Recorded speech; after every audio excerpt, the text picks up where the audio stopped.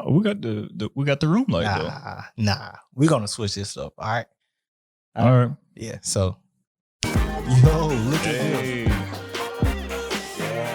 Now I feel like I'm in the studio. We got a light over here. We got a light over there. One over here.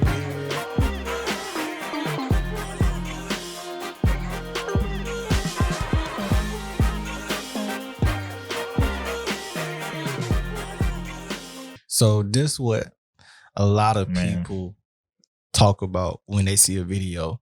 Yeah. I want my background to be blurry and I want all of that, Yeah. but they don't understand how to get that. So we're going to be talking about f-stops.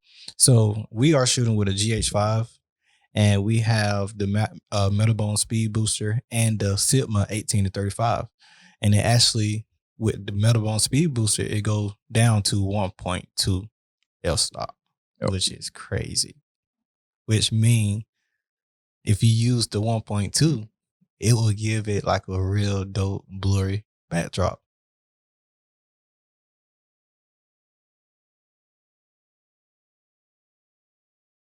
Yeah. But the only thing about it is if the person moves a hair, Right. it will go out of focus because it's at 1.2. So I would recommend using it between probably 1.7 to 2.8. Yeah. If you got to go up, maybe go up to 3.2 or something. Yeah. But if you're working with a single person, then you can go below 2.8, 2.5. You can even try 1.7. But if you have multiple people, then go above 2.8. Yeah, I agree. Yeah, that's what you call that blurry background. That's that beautiful bokeh. Yeah. With that pretty much is just, like you said, shooting between 1.7 and 2.8. Knowing what type of camera you have and knowing where the sweet spot is for the right amount of sharpness for your image. So with the GH5, that's the sweet spot. That's the perfect sweet spot for the sharpness. So depth of field, which is controlled by f-stop, that gives you, a very blurry background, or you can see the person and the background all in focus. So with f-stop, just say if we was outside and we're shooting on 1.7. So what the f-stop also does is controls your aperture. All right. So there's a ring inside. I think this one has what, 6? Is it 6 blades in this one? I believe so. So there's 6 spinning blades that when you adjust your aperture, your f-stop, what you're basically doing is you're letting more light in. So this took me a long time to understand. It didn't make sense. The lower the number, the more light you let in. Right. The higher the number, the less light come in. Right. Like it took me a while to understand that because it was like F2 lets in more light, but if I go to F11, why does that get darker? Like, because you're told to count up, from 1 to 10. So it's like that threw me completely off. But basically what f-stop is, it just controls the compression of the background. Right.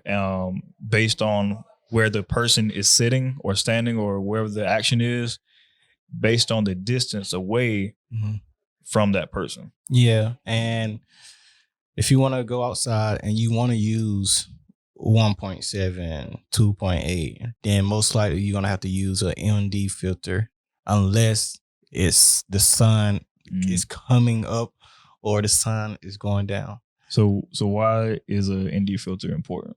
So a ND filter is very important because when you are filming, you want the background, you want to have that bokeh, some type of bokeh, right? Because if you raise your f-stop up, it's not going to give you a cinematic look, honestly. So it's very important when you're shooting not to just shoot just on a regular camera and no ND filter. No, you need to actually learn more about, okay, I want to shoot with 1.7 and 2.8. That means I Right. need an MD filter. What type of MD filter do I need, and Mhm. how would it look? And that will give you a better look. Now, most cameras, when you go on up above the GH5, you talk about like a Red, Canon, Yeah, well, even like the Canon EOS R that's out now, but if you want to get into like the bigger cameras, like the Yeah. Reds, the REs, those have Yeah. built-in ND filters, right? yep, because even like the C200s, Mm-hmm. even like the Sony FS7s, more commercial, expensive cameras, they have the built-in ND filters. Um, but what is the ND filter actually doing though for the camera? Because if you're shooting outside and it's bright, why would you be using that ND filter? So to keep the same f-stop, that's one, and to keep the same shutter speed,